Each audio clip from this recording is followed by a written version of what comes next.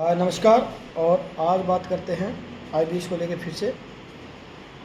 IBS के patient ध्यान रखें कि उनके अंदर दो विटामिन्स की बहुत कमी मिलेगी, जिसका नाम है विटामिन डी, दूसरा है विटामिन बी12, बी12। दो विटामिन्स अपने किसी भी तरह पूरे रखें, कुछ भी करें, इंजेक्शन ले, पाउच ले, धूप लें, खाना खाएं। खाने से तो खैर नहीं मिलेंगे, क्योंकि खाने से मिलते तो हमारा कमी नहीं होता। कोशिश करें कि आउट ऑफ सोर्स मिले आपको, बाहर से कुछ भी हो उसकी कमी ना होने दें।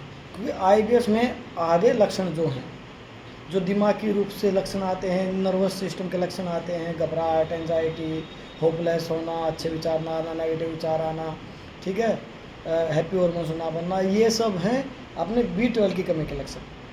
रहे D3 के लक्षण, हड्डियाँ चट पट करना, मसल्स वीक होना, मसल्स कमज़ोर होना, शरीर का दुखना, बालों का झड़ना, बालों का सफ़ेद होना, रूखापन, खुश्की, ये सब हमारी D3 के कमी के लक्षण। और यही दो विटामिन्स हमारे आईबीएस में संग्रहण में कम होते हैं। और फिर ये कम होते हैं तो आईबीएस में जो पेट का रोग होता है, कब्ज, एसिडिटी, पेट फूलना, बोले तो बार बार मोशन जाना, पेट में गुड़ गुड़ की आवाज़ करना, ठीक है, नींद नहीं है, मतलब इस टाइप की जो पेट की समस्या है, ये हो गई आईबीएस की। आईबीएस के साथ साथ हमें मिल गया दो विटामिन की कमी के लक्षण। जैसे 4 बीमारी होगी पेट की, 4 बीमारी होगी विटामिन बी12 की, और 4 बीमारी होगी विटामिन D3 की कमी से।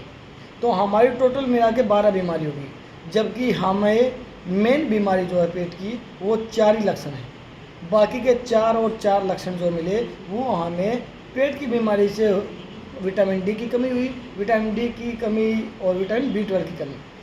पेट के रोग से हमें दो विटामिन की कमी हुई, क्या क्या, विटामिन D3 और विटामिन बी12। जबकि रोग हमें क्या है, पेट का। और अब लक्षण हमारे किसके साथ जुड़ गए, विटामिन D3 के भी जुड़ गए, विटामिन बी12 के भी जुड़ गए। अब टोटल मिला के 12 लक्षण हो गए, जिसको हम सारे को पेट के रोग के लक्षण मानते हैं। जबकि पेट के रोग के लक्षण कुल 4 ही हैं, उनकी वो ठीक नहीं हुए तब जाके हमें इन विटामिन की कमी होगी। इसके लिए हमें मदद क्या करनी है कि हमें ये विटामिन बाहर से ले लेने हैं, जिससे आपके ये 4 और 4 लक्षण कम हो जाएं। बाकी बचे 4 लक्षण, उसके लिए हम मेहनत करें और जल्दी ठीक हो सकते हैं। तो ये आपको ध्यान रखना है, ठीक है। तो विटामिन की कमी को मत होने दें। आईबीएस में सबसे पहला टारगेट होता है विटामिन D3 का और विटामिन बी12 का। और इनकी कमी नहीं रहेगी तो आप जल्दी ठीक होंगे। और यदि आपको परेशानी है तो आप ऑनलाइन ऑफलाइन किसी भी माध्यम से जुड़ें, बहुत जल्दी रिजल्ट आने वाला है।